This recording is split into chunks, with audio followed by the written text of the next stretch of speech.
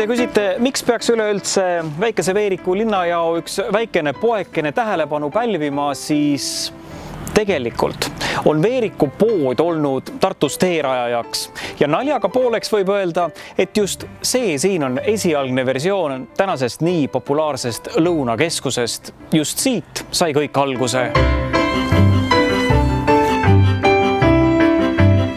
No see oli ikkagi Tartu linnas esimene ilus erapood.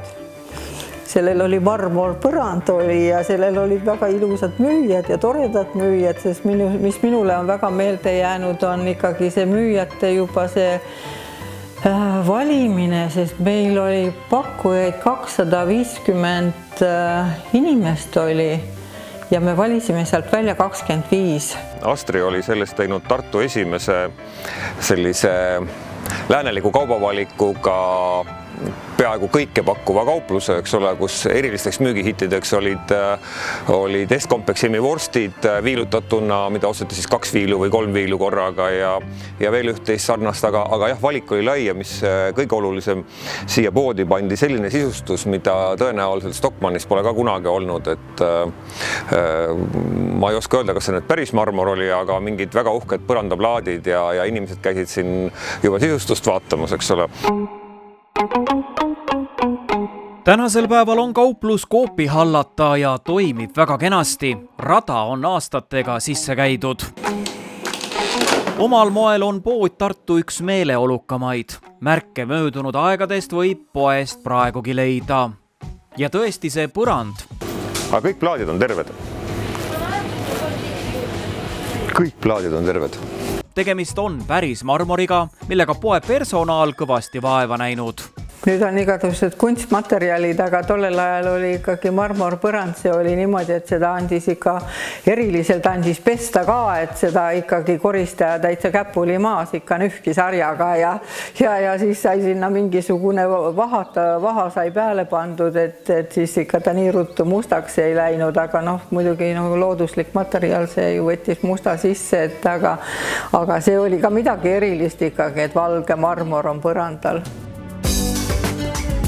Pood avati pidulikult 1993. aasta suvel. Eestvedajateks Väino Põllumäe ja Ale Kirs. Nõukaaja lõpul tellisid mehed Ameerikast pruugitud autosid ning müüsid need Moskvas suure kasumiga maha. Ühel hetkel võtsid Vene kandi taga parklatäie autosid lihtsalt ära ning see äri lõppes põhimõtteliselt krahhiga. Siis läbi juhuse alustati mastaapset valuutaäri. Venemaalt kanti Eestisse suures koguses rublasid ning need tehti siin dollariteks. Nii on Ale Kirs meenutanud, kuidas koos paarimees Väinoga kõndisid Tallinna kesklinnas kotiga, milles $1 000 000.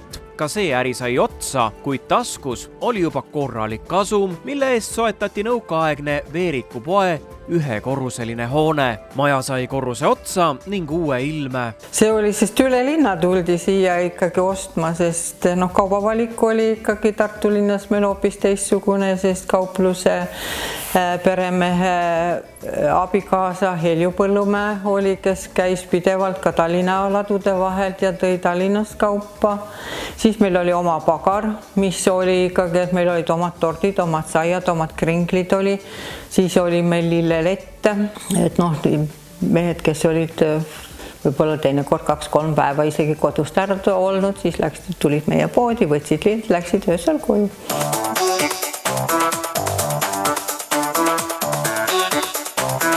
...1994. aastal avati teisel korrusel grillbaar Veeriku grill, mis kujunes menukaks paigaks, eriti rikaste ja ilusate seas. Tartu linna ärimehed said kokku. Seal oli just niisuguseid ikkagi Tartu linna prominentseid isikud. Veeriku kaupluse majast saigi mingil hetkel enda näitamise koht. Igasugust elementi riikus meil ringi olid neid kandilisi.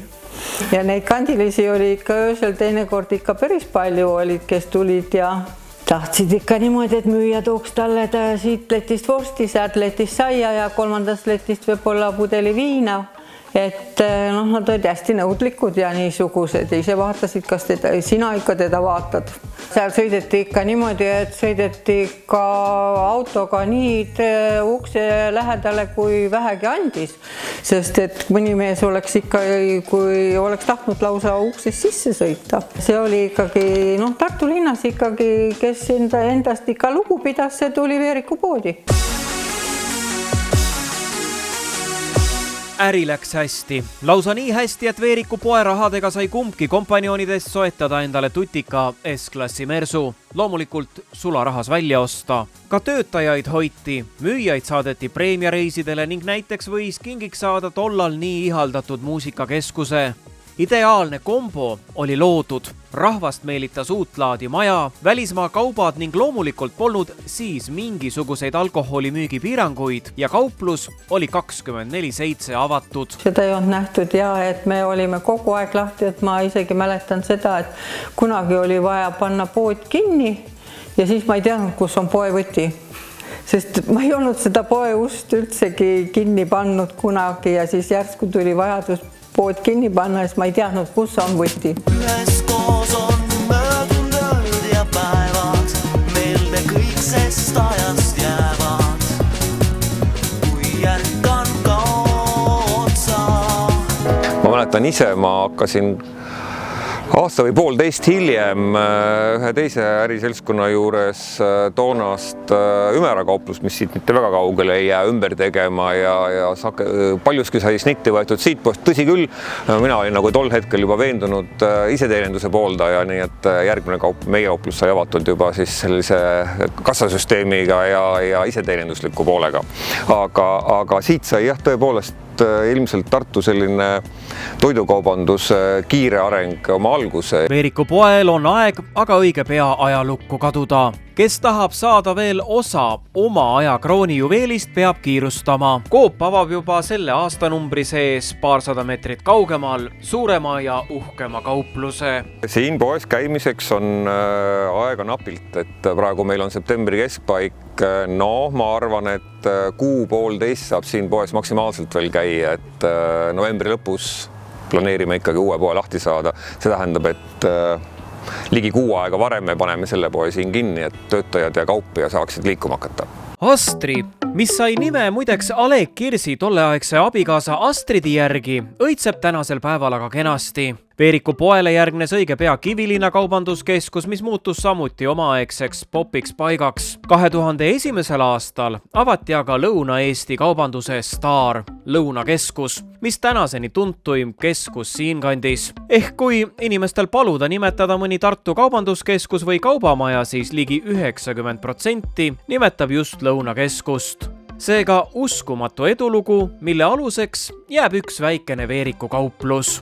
Eks inimesed on alati tahtnud olla natukene jõukamad, kui nad tegelikult on, et seetõttu siin käidi tõepoolest ennast näitamas, aga ostmas ka endale vahetevahel lubamas midagi sellist, mis kuuluks justkui tänapäeva mõistes keiduvorst, mille sisse on pandud natuke oliivi näiteks, et lubamas mingisugust eksklusiivsemat toodet. Meile tuldi ikkagi üle linna, sest et tuldi teisest linna otsast käidi meile, sellepärast et see kui nüüd järgi mõtled, mis ta oli jumala väike pood.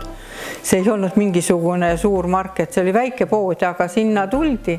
Aga nagu öeldud, see oli Tartu linnas esimene ja kõik me 100 000 inimest tahtsid korra siin vähemalt sees läbi käia, paljudki rohkem, eks ole, nii et tabati väga õiget asja ja tehti seda väga korralikult.